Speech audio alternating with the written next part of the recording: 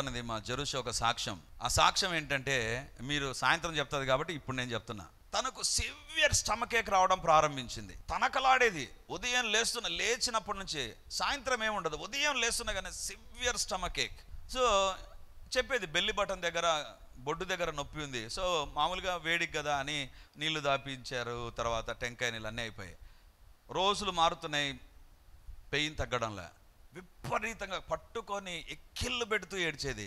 So ఇక scanning తీస్తే స్కానింగ్లో తన పేగు దగ్గర ఒక ఇన్ఫెక్షన్ ఉంది. సో అది తెలిసిన వెంటనే డాక్టర్స్ అన్నారు, పిల్లలు మామూలుగా ఇవి అన్నీ పనికిమాల తింటుంటారు కదా, ఏవి ఈ కురుకులేలు లేసులు ఎక్కువ తింటుంటారు కదా, దాన్ని బట్టి there is an infection. That's a natural infection in children. Okay, so తెలిసిన తర్వాత I began to take it lightly, మామూలేలే అని.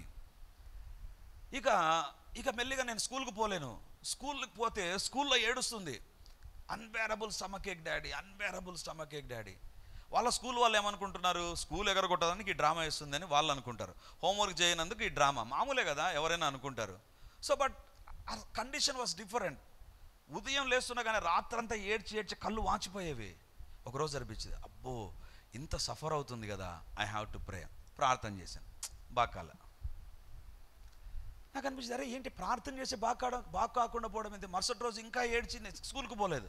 అరే స్కూల్కి పోలేదేంటి, ప్రార్థన చేసిన అద్భుతం జరగాలి కదా, జరగకుండా ఉందే. రెండవ రోజు ప్రార్థన చేశాను. ప్రార్థన చేసిన తర్వాత చెప్పాను, ఈరోజు నీకోసం ప్రత్యేకంగా ప్రార్థన చేస్తున్నానా, దేవుడు బాగు చేస్తారులే, డోంట్ వరీ, రేపటి నుంచి స్కూల్కి వెళ్దు. మరుసటి రోజు పైకి నా దగ్గరకు వచ్చిందండి, డాడీ పల్లె నొప్పేసింది, అది రాత్రంతా నిద్రపోలేదు డాడీ. నేను వెంటనే రెజినాకి ఫోన్ చేశాను, ఇది వాస్తవమేనా ఏమన్నా స్టోరీనా ఇది అని. లేదు రాత్రంతా సఫర్ అయింది, రాత్రంతా 3 గంటల వరకు ఏడుస్తూనే ఉంది. అరే ప్రార్థన చేస్తే స్వస్థత కలగలదు ఎందుకు. అగైన్ దర్ ఈస్ మళ్ళీ 3వసారి 4వసారి అప్పుడు అర్థమైంది, ఓహో నేను దేని గురించి ఆలోచన చేస్తున్నా, ఆ పాప చెప్పే దాని గురించి, ఆ పాప ఏడుపు, ఆ పాప కళ్ళు, ఆ పాప నొప్పి, ఆ పాప ఏడ్చే విధానం చూసి ఒక తండ్రిగా నేను రియాక్షన్ బాగానే ఉంది. కానీ నేను చూసేదంతా వెలిచూపు వలన చూస్తూ ఉంటున్నా, ఇప్పుడు విశ్వాసంతో చూస్తా.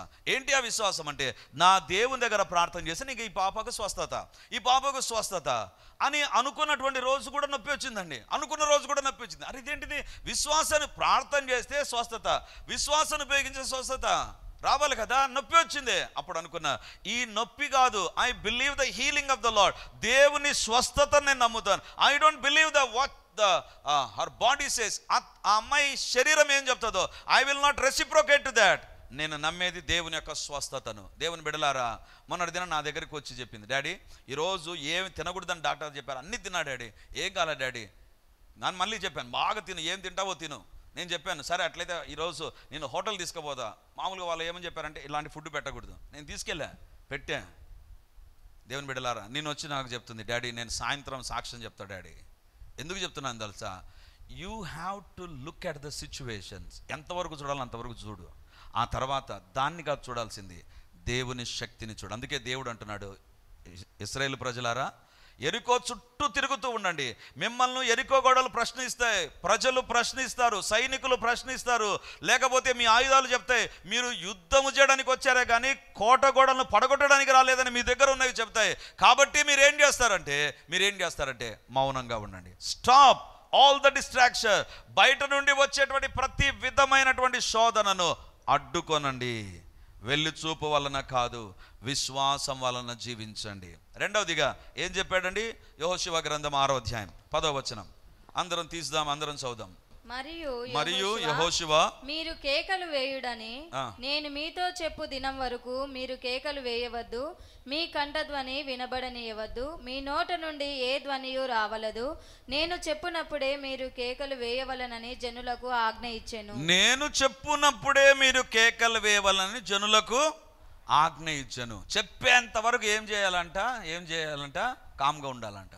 సరే, ఒకరోజు ఎరికో గొడవలు చూశారు, తిరిగి వచ్చారు. ఇంటికి వచ్చిన తర్వాత ఒకవేళ ఖచ్చితంగా వాళ్ళ గుడారాల్లో వాళ్ళ దగ్గర డిస్కస్ చేస్తుంటారు, అరే ఈరోజు తిరిగినాం కదా, నీకేమన్నా ఎక్కడైనా ఒక గోడ చీలినట్టుగా ఏమైనా కనపడిందా? కనపడలా. ఎవరైనా మనం తిరుగుతుంటే చూసి అమ్మో ఇంతమంది తిరుగుతున్నారు ఏమైనా భయపడ్డారా? భయపడలా. అరే ఎట్లా జయాన్ని సాధిస్తాం అని డిస్కషన్ వచ్చిండదా లేదా? వాళ్ళలో వాళ్ళు మాట్లాడకపోయినా ఒక్కొక్కరిలో తలంపులు వచ్చిండదా? యెహోషువ ఏందో తిరగమంటాడు, మాట్లాడొద్దు అంటాడు, యుద్ధం చేయొద్దు అంటాడు, ఊరికి తిరగండి అంటాడు. ఎట్లా పడిపోతాయి? ఒకటి, బయట నుండి వాళ్ళకు వచ్చేటువంటి వాళ్ళను చెడగొట్టేటువంటి పరిస్థితులు. రెండవదిగా వాళ్ళ లోపలనే పుడుతూ ఉంటాయి ఆలోచనలు. బయటవే కాదు, లోపల ఆలోచనలు వస్తూ ఉంటాయి. ఏ రకంగా జరుగుతుంది? అసలు తిరిగితే ఎట్లా పడిపోతుంది? మనం ఇన్ని రోజులు 40 సంవత్సరాలు అరణ్యంలో తిరగలేదా? ఏం పడిపోయింది? ఏం పడిపోలేదు కదా, ఒక్క పెళ్ళ కూడా పడిపోలేదు. ఇంత పెద్ద ఎరికో గోడలు, కట్టబడిన గోడలు, అది కూడా 2 వరుసలు. ఎరికో గోడలు ఏ రకంగా ఉంటాయంటే, మనం గోడ ఇట్లా కట్టేస్తాం, వాళ్ళు అట్లా గోడ కట్టరు, గోడకు మళ్ళీ సపోర్ట్ పెట్టింటారు వాళ్ళు, అంటే ఎట్టి పరిస్థితుల్లో పడిపోకూడదని. అంటే గోడ చుట్టూ సపోర్ట్ ఉంటుందండి, పడిపోవడానికి వీలే లేదు అది. ఎందుకంటే అది దుర్భేద్యమైనటువంటి గోడ అని చెప్పొచ్చు. దానిపైన ఆ ప్రాకారం పైన ఇల్లు కట్టుకోగలిగినటువంటిది. ఎట్లా పడిపోతుంది? ఆలోచనలు వచ్చింటాయి. మొదటి రోజు తిరిగినప్పుడు ఆలోచనలు వచ్చింటాయి, రెండో రోజు తిరిగినప్పుడు ఆలోచనలు వచ్చింటాయి, మూడో రోజు తిరిగినప్పుడు ఆలోచనలు వచ్చింటాయి. ఇప్పుడు దేవుడు చెప్పే మాట ఏంటంటే, ఏం మాట్లాడవద్దు, బీ సైలెంట్. ఎక్కడ సైలెంట్గా ఉండమంటున్నాడు తెలుసా? బయట నుండి వచ్చేటువంటి వాటి దగ్గర బీ సైలెంట్, దాన్ని పట్టించుకోవద్దు. Stop the external distraction. రెండవదిగా ఇంటర్నల్గా నీకు కూడా వస్తూ ఉంటాయి కొన్ని. ఏంటి వస్తుంటాయి? ఆలోచనలు వస్తాయి. ఎట్లా పడిపోతుంది? ఎవరు పడగొడతారు? మన దగ్గర యుద్ధానికి చేసే ఉంటున్నాయి కానీ పడగొట్టేటి లేవు కదా. బుల్డోజర్లు లేవు, ప్రొక్లైనర్లు లేవు, లేదా బాంబులు లేవు, ఏమి లేవు, గడ్డపారలు లేవు, ఏమి లేవు. ఎట్లా పడగొట్టాలి? ఏమైనా గడ్డపారలు చేయమంటున్నాడా? చేయమండాలి. ఎట్లా పడిపోతుంది? ఆలోచనలు వచ్చింటాయి. 6 సార్లు తిరిగింటారు, ఆలోచనలు వస్తూనే ఉంటాయి. 7వ రోజు తిరిగింటారు, ఆలోచనలు వస్తుంటాయి. వాళ్ళు ఆలోచనలను అడ్డుకునేంత వరకు దేవుడు తిరగమన్నాడు. అది వారికి వచ్చే ఆలోచనలు. దేవుని బిడ్డలారా, మన జీవితంలో కనబడేవే కాదు, మనలో పుట్టేటువంటి ఆలోచనలు ఏం చేస్తాయి తెలుసా? దేవుని యొక్క శక్తిని అడ్డుకుంటూ ఉంటాయి. ఇప్పుడు దేవుడు అంటున్నాడు, నీ సమస్య గురించి నీవు ఆలోచించమని సాతాను చెప్తాడు. నీ సమస్యను గురించి ఆలోచించమని నీకే అనిపిస్తుంది. నీ యొక్క సమస్యను గురించి ఏం ఆలోచన చేసా మన ఇంట్లో వాళ్ళు అడుగుతారు, ఏం చేయబోతున్నావు? వాళ్ళే తలంపులు ఇంజక్షన్ వేస్తారు. మనకు ఆలోచనలు వస్తాయి. దేవుని బిడ్డలారా, సమస్యను జయించాలంటే ఆలోచనలతో జయించలేము, దేవుడు చెప్పిన మాటతోనే జయిస్తాం. హల్లెలూయా, హల్లెలూయా. తలంపులు వస్తాయి, ప్రతి ఒక్కరికి వస్తాయి. దేవుని బిడ్డలారా, ప్రతి సందర్భంలో వేదిక పై నుంచి కానీ అక్కడ కానీ నేను ప్రార్థన చేస్తున్నప్పుడు వచ్చి చెప్తాడు, అన్నా క్యాన్సర్ అన్నా, లేకపోతే అద్యానా, ఇది అని చెప్పినప్పుడు అనిపిస్తుంది, ఎట్లా బాగవుతుంది? వెంటనే తలంపులను సాతాను ప్రభావితం చేస్తాడు. వెంటనే లేదు, I believe in your word lord, నీ మాట నిన్ను స్వస్థపరచు యెహోవా, నేను అద్భుతాన్ని చూస్తానే కానీ ఇలా రిపోర్ట్ నేను చూడను ప్రభువా. ఈరోజు దేవుడు మనతో మాట్లాడుతుంటున్నాడు. మన జీవితాలను మనం పరీక్షించుకుందాం. ఒకసారి ఒక గొప్ప వైద్యుని దగ్గరికి ఒక వ్యక్తి వెళ్ళాడంట. మా బంధువు చెప్పినటువంటి మాటే నేను చెప్తున్నాను. ఆయన వెళ్ళి తనకుండేటువంటి ఆ సమస్యను గురించి డాక్టర్కి చెప్పాడంట. ఆయన చెప్పాడంట, ఓకే మీరు ఇంత సమస్య చెప్తున్నారు కాబట్టి పోయి స్కానింగ్ తీసుకోండి, అది తీసుకోండి, ఇది తీసుకోండి, రిపోర్ట్స్ ఇవి కావాలి, అవి మొత్తం ఇంత కట్ట రిపోర్ట్స్ ఇచ్చాడంట. ఇచ్చిన తర్వాత ఆయన ఇచ్చిన ట్రీట్మెంట్కి ఏం తగ్గలేదంటండి, ఏం తగ్గకపోతే ఇక వాళ్ళ బ్యాంక్కి ఒకరోజు ఒక అతను వచ్చాడంట. ఏంటి సార్ చాలా కష్టపడుతున్నారు మీరు అంటే, ఏం లేదు పలానా డాక్టర్ దగ్గరికి వెళ్ళండి అన్నాడంట. మేము ఆల్రెడీ ట్రీట్మెంట్ లేదు సార్, ఆయన దగ్గరికి వెళ్ళండి, ఆయన ఇచ్చే మెడిసిన్ చాలా బాగుంటుంది అని చెప్పారంట. ఈయన పోయినాడంటే డాక్టర్ దగ్గరికి పోయి, డాక్టర్ నాకు ఈ సమస్యని ఎవరైనా చెప్తారు. ఈయన ఏం చేశాడు తెలుసా? నమస్తే సార్ అని చెప్పి తన దగ్గర ఉండే ఫైల్ ఇచ్చాడంట. ఆ ఫైల్ ఇస్తే డాక్టర్ ఏం చేశాడు తెలుసా? ఇస్తిరి అడగొట్టినాడంట. ఇస్తిరి అడగొట్టేసి ఏంటో ప్రాబ్లం చెప్పు అన్నాడంట. సార్ ఇవన్నీ టెస్టులు చేశాను సార్, ఇవన్నీ ప్రక్కన పెట్టండి, మీ సమస్య ఏందో చెప్పండి. ఈయన చెప్పి నాకు ఈ సమస్య ఉందని చెప్పి, సార్ ఈ యొక్క టెస్టులన్నీ చేయించాను, రిపోర్ట్, సార్ మీ సమస్య చెప్పండి చాలంతే, ఇవద్దు నాకేం తెలుసు అంటే ఆ రిపోర్ట్స్ గురించి నాకు అక్కర్లే, నీ సమస్య చెప్తే దానికి అవసరమైంది ఏదో నా మైండ్లో ఉంది, అది నేను చేస్తా. ఈయనకు నచ్చలేదు అది. ఇంత కట్ట రిపోర్ట్ను పక్కన పెట్టి అవేం చూడకుండా, కనీసం చూడొచ్చు కదా, తృప్తి కోసం చూడకుండా ఆడపడేసి నాకు సమస్య చెప్పు, నేను హ్యాండిల్ చేస్తా. అస్సలు నచ్చలేదు మెథడ్. ఏంటి మెథడ్ ఇది? నా రిపోర్ట్ ఏంటి, ఎక్కడ ప్రాబ్లం, ఎంత ప్రాబ్లం ఉంది, ఎంత సివియారిటీ ఉంది చూడాలా. ఇవేం చూడకుండా ఈయనేం డాక్టర్ అండి. ఆయన అన్నాడు, I don't want all these things, I'm having a lot of experience. మీరు సమస్య చెప్పండి, I will give the treatment. అయిష్టంగా చెప్పాడు సమస్య, అయిష్టంగానే ట్రీట్మెంట్ స్టార్ట్ చేయబడింది. అద్భుతంగా స్వస్థత కలిగింది. ఎందుకు నేను చెప్తున్నానంటే, ఆ డాక్టర్కి ఒకటి తెలుసు, ఏంటంటే ఆ రిపోర్ట్స్ వాస్తవమే, కానీ సమస్యను గురించి హ్యాండిల్ చేయడం ఈ డాక్టర్కి తెలుసు. అందుకే he doesn't want to depend on somebody's reports and somebody's thoughts. దేవుడు కూడా అంటాడు, నీ తలంపులు నిన్ను ప్రభావితం చేస్తుంటే దాన్ని పట్టించుకోవద్దు. నేను చెప్పే మాట పైన ఆధారపడి యెహోషువ, ఇశ్రాయేలు ప్రజలు మీకు ఆలోచనలు వస్తాయి, మీకు తలంపులు వస్తాయి. ఎందుకు తెలుసా? మనిషికి విపరీతంగా తలంపులను ప్రభావితం చేస్తాడు సాతాను. ప్రభావితం చేసి నీ జీవితాల్లో కార్యాలను జరగకుండా చేస్తాడు. అందుకే పౌలు ఏమంటాడు తెలుసా? ఒక అద్భుతమైన సూత్రాన్ని చెప్పినట్టుగా బైబిల్లో మనం చూస్తాం. ఫిలిప్పీలకు రాసిన పత్రిక 4వ అధ్యాయం 8వ వచనం. ఫిలిప్పీలకు రాసిన పత్రిక 4వ అధ్యాయం 8వ వచనం. మెట్టుకు సహోదరులారా, ఏ యోగ్యత అయినను మెప్పైనను ఉండిన ఎడల, ఏవి సత్యమైనవో, ఏవి మాన్యమైనవో, ఏవి న్యాయమైనవో, ఏవి పవిత్రమైనవో, ఏవి రమ్యమైనవో, ఏవి ఖ్యాతి గలవో, వాటి మీద ధ్యానముంచుకొనుడి. ఏం చేయాలంట?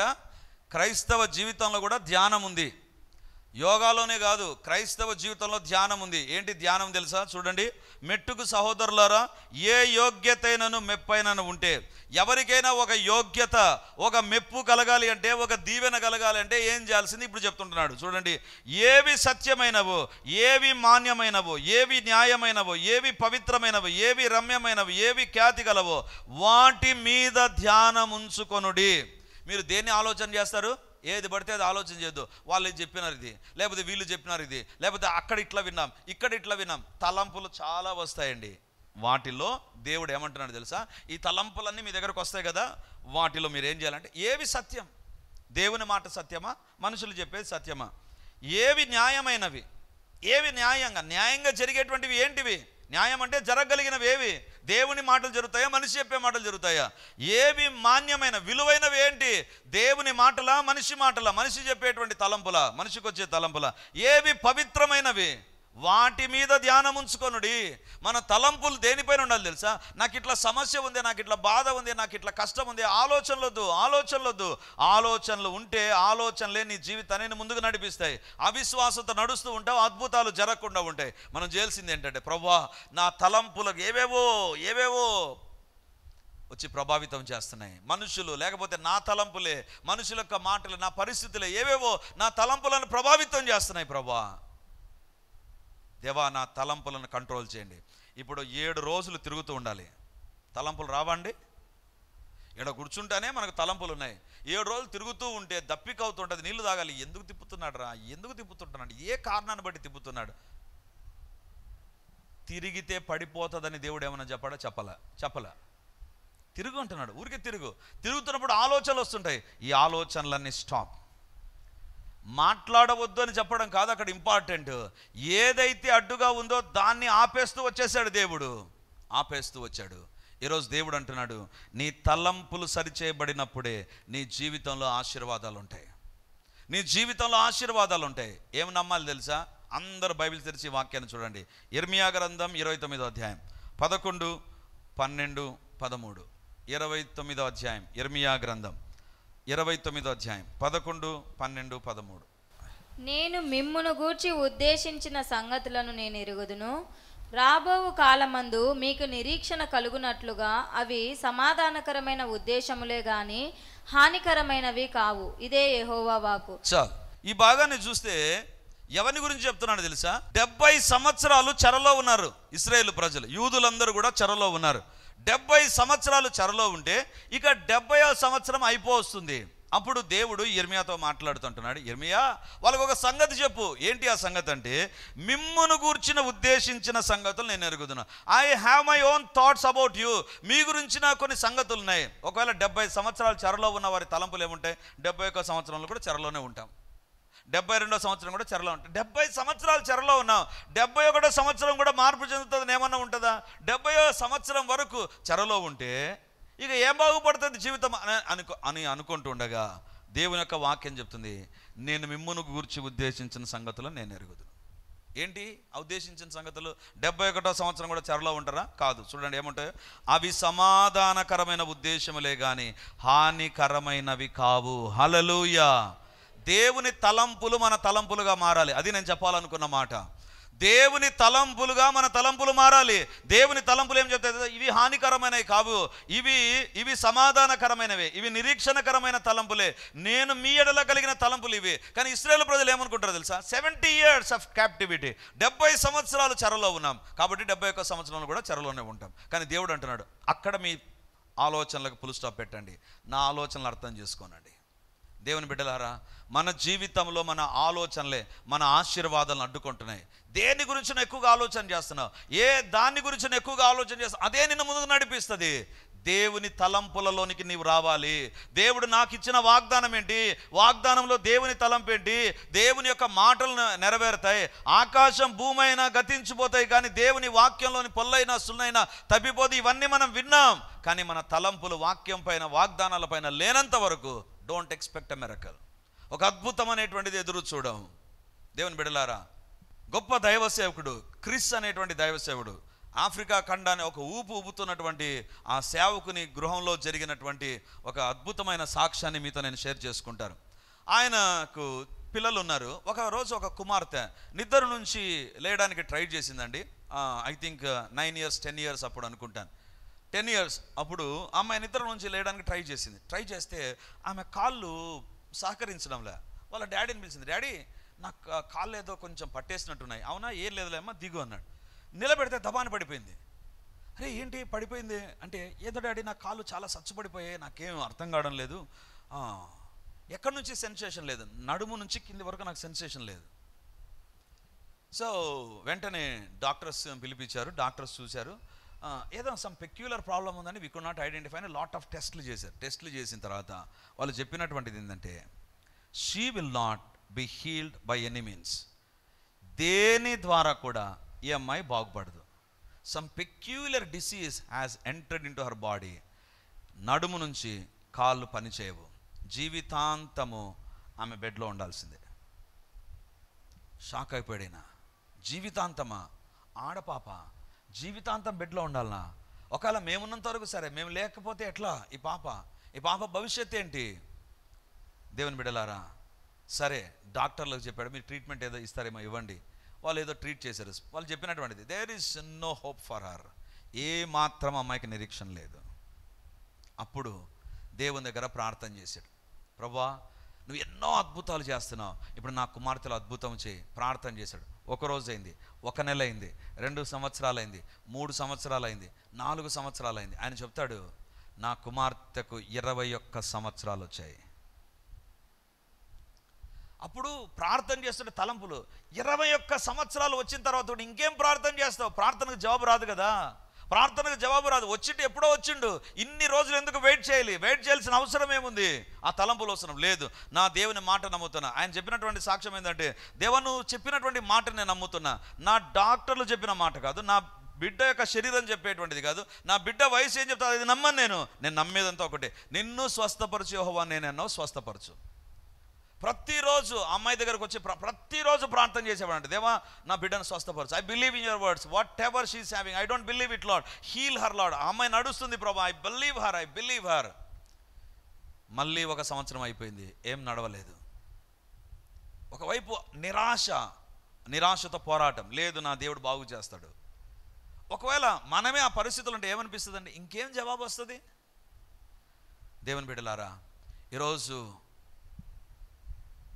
మనం తెలుసుకోవాల్సిన విషయం ఏంటంటే, నీ తలంపులు నీ ఆశీర్వాదాలను అడ్డుకుంటూ ఉంటాయి.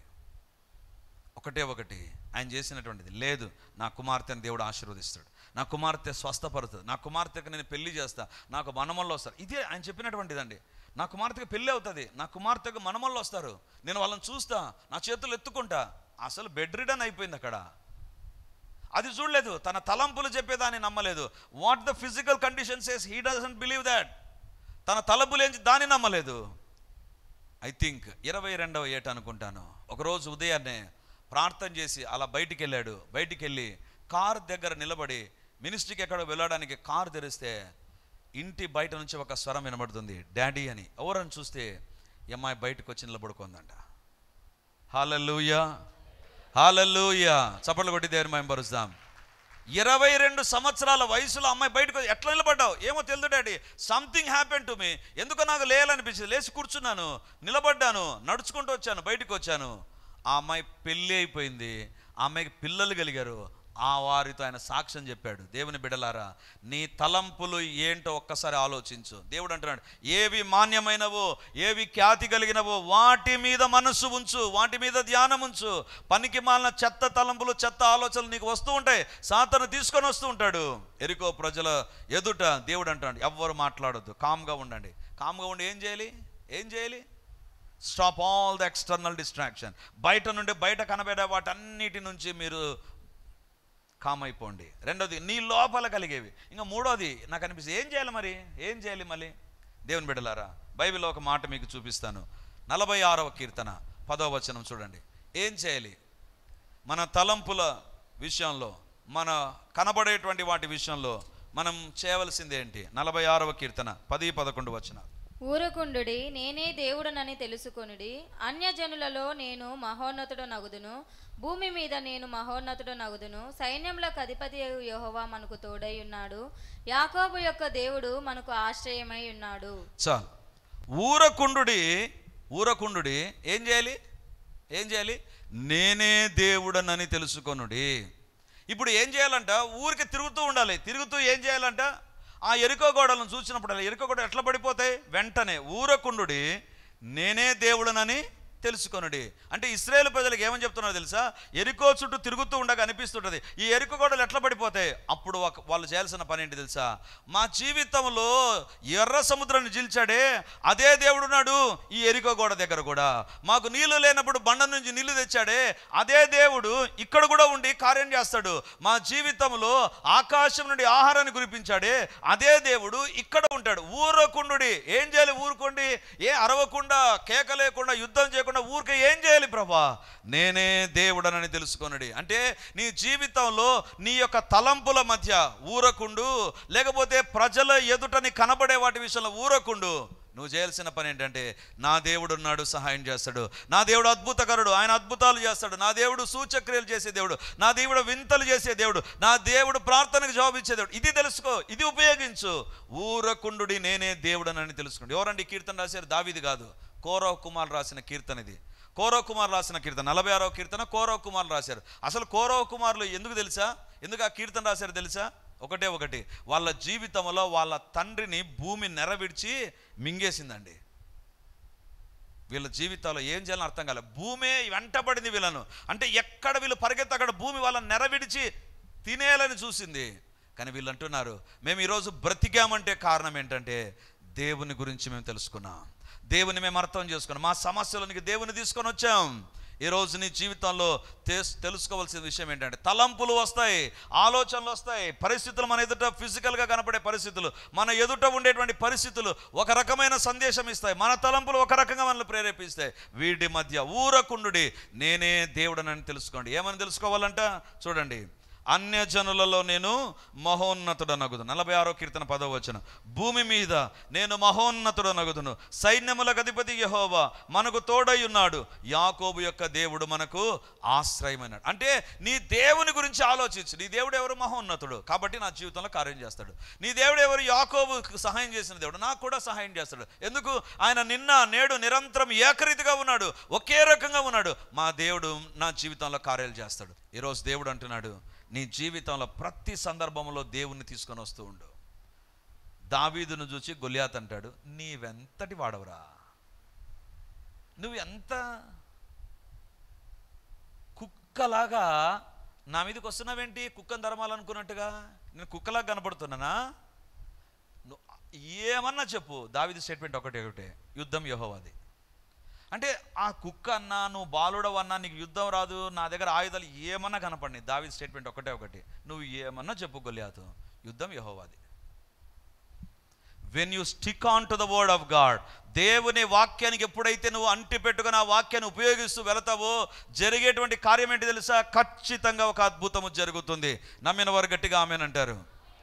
గట్టిగా ఆమెన్, ఆమెన్. చెప్పే దాంట్లో కూడా అవిశ్వాసం ఉండకూడదు, గట్టిగా చెప్పాలి. హృదయం నిండి ఉండు, దాన్ని బట్టి నోరు మాట్లాడు. హృదయంలో కొంచెం ఏదైనా అనుమానం ఉంటే వాళ్ళు ఆమెన్ ఆమెన్ చచ్చిపోయే రకంగా చెప్తారు. విశ్వాసంతో దేవుడు చేస్తాడనే వాళ్ళు అట్లే చెప్తారు. అందుకే దేవుడు అన్నాడు ఇప్పుడు కేకలేయండి. 7వ రోజు 7వసారి తిరిగి ఇప్పుడు కేకలేయండి. ఆర్భాటంతో కేకలేశారు. దేవా నువ్వు ఈ ఎరికో గోడలను పడగొట్టేశావు. ఏమైనా కేకలేసిటారు చెప్పండి? ఒకవేళ యెహోవాకు జయమని కేకలేసిటారేమో, లేకపోతే ఎరికో గోడలు కూలిపోను కాక కేకలు వాళ్ళ ఇష్టం వచ్చినట్టు మీరు వేయండి. ఒకటి ఎరికో గోడలు పలిపోతాయి. ఈరోజు వాక్యం వింటున్నటువంటి దేవుని బిడ్డలారా, దేవుడు మనతో మాట్లాడుతుంటున్నాడు. మన జీవితాలను పరీక్షించుకుందాం. ఊరకుండుడి. ఏం చేయాలి? ఊరకుండి. నీకు బయట నుండి వచ్చేటువంటి శోధనలు ఉంటాయి, వాటిని ఆపేసేయి. రెండవదిగా నీలో పుట్టేటువంటి శోధనలు కొన్ని ఉంటాయి, వాటిని ఆపేసేయి. మూడవదిగా ఈ రెండిటిని ఆపుచేసి దేవుని వైపు తిరుగు. ఊరకుండుడి, నేనే దేవుడనని తెలుసుకొనుడి. 41వ గ్రంథం యెషయా గ్రంథం 1వ వచనాన్ని చదువుకొని మనం ముగిద్దాం. 41వ అధ్యాయం 1వ వచనం. ద్వీపములారా నా ఎదుట మౌనముగా నుండుడి, జనములారా నూతన బలం పొందుడి. వారు నా సన్నిధికి వచ్చి మాట్లాడవలెను, వాద్యము తీర్చుకొనుటకు మనము కూడుకొందము రండి. ఏమంటున్నాడు దేవుడు? ద్వీపములారా నా ఎదుట మౌనంగా ఉండి. మౌనంగా ఉండి ఏం చేయాలి? నూతన బలము పొందుడి. దేవుని బిడ్డగా నీ జీవితంలో నువ్వు చేయాల్సింది ఏంటి తెలుసా? నీ సమస్యల మధ్య, నీ తలంపుల మధ్య, నీ వాస్తవ పరిస్థితుల మధ్య వాటిని పట్టించుకొనకుండా దేవుని వైపు ఎప్పుడైతే చూస్తావో కలిగేటువంటిది ఏంటి తెలుసా? నూతన బలం కలుగుతుంది. నూతన బలం అనేటువంటిది కలుగుతుంది. ఈరోజు వాక్యాన్ని చదువుతున్నటువంటి దేవుని బిడ్డలారా, వాక్యాన్ని వింటున్న దేవుని బిడ్డలారా, నీ జీవితంలో రోజు వీక్ అయిపోతున్నావా? రోజు సమస్య ఎదుట వీక్ అయిపోతున్నావా? ఈరోజు ఒకటి బయట ఏమి కనబడుతున్నాయో, ఏం వినబడుతున్నాయో పట్టించుకోవద్దు. నీలో వచ్చేటువంటి ఆలోచనలు పట్టించుకోవద్దు. నా దేవుడు ఉన్నాడు, వాగ్దానాన్ని నెరవేరుస్తాడు. హల్లెలూయా.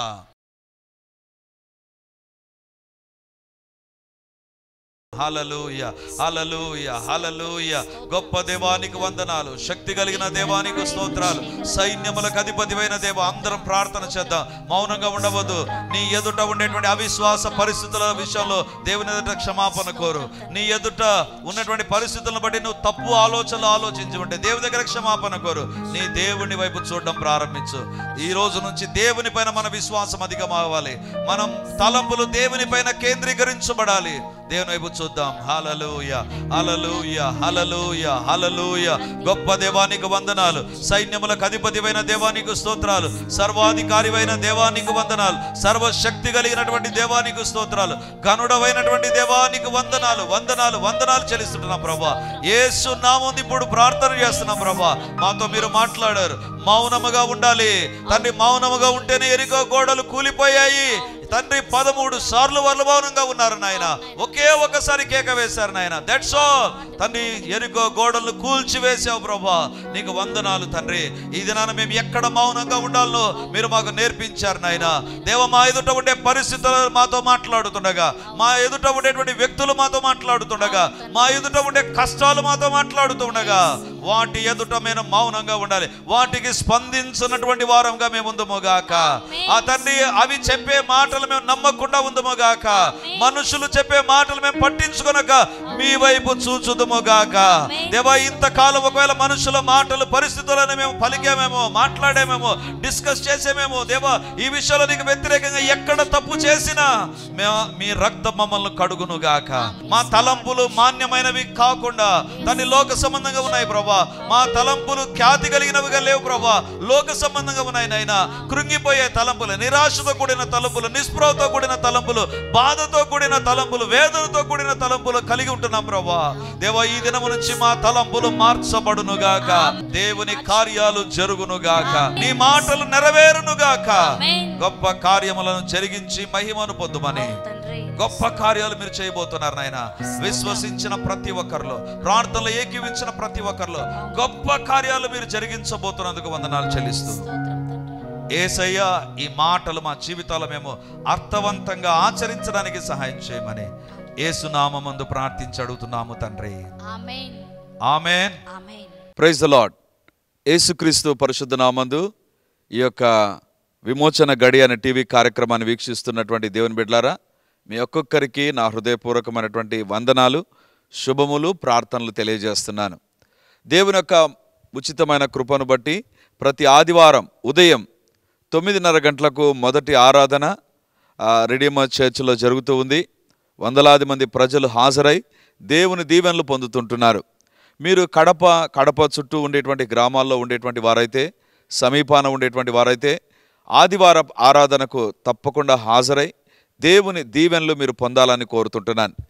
మీకోసం ప్రత్యేకంగా దేవుని యొక్క సందేశం, ప్రత్యేకమైన ప్రార్థనలు, వ్యక్తిగతంగా మిమ్మల్ని కలుసుకొని మీ గురించిన విషయాలు తెలుసుకొని ప్రార్థించాలని మేము సిద్ధంగా ఉన్నాం. కాబట్టి ఈ యొక్క రెడీమర్ చర్చ్ కడప నడిబొడ్డున ఉండేటువంటి కోట్రేడి సర్కిల్ దగ్గర నారాయణ కాలేజ్ ఎదురుగా ఉండేటువంటి ఇంతకుముందు ఉన్నటువంటి స్టార్ థియేటర్లో ఇప్పుడు జరుగుతూ ఉంది. కాబట్టి తప్పకుండా ఇతర ప్రాంతాల నుంచి వచ్చే వారికి కూడా బస్ ఫెసిలిటీ కూడా చాలా దగ్గరగానే ఉంటుంది. కాబట్టి తప్పకుండా మీరు మీ కుటుంబాలు హాజరై ఈ వాక్యపు దీవెనలు, ప్రార్థనా శక్తిని, దేవుని యొక్క అద్భుతమైనటువంటి సన్నిధిని ప్రతి ఆదివారం ఉదయం 9:30కు జరిగేటువంటి ఆరాధనలో హాజరై దేవుని దీవెనలు పొందాలని కోరుతూ ఉన్నాను. సాయంత్రం 7 గంటలకు కూడా రెండవ ఆరాధన ఉంటుంది. తప్పకుండా ఈ 2 ఆరాధనలకు మీరు హాజరై దేవుని దీవెనలు పొందాలని కోరుతూ ఉంటున్నాను. మరిన్ని వివరాలకు ఈ కింద కనబడుతున్నటువంటి నంబర్ 9845669572 లేదా 9440407722కు మీరు కాల్ చేసి వివరాలు తెలుసుకోవాల్సిందిగా కోరుతున్నాను. God bless you.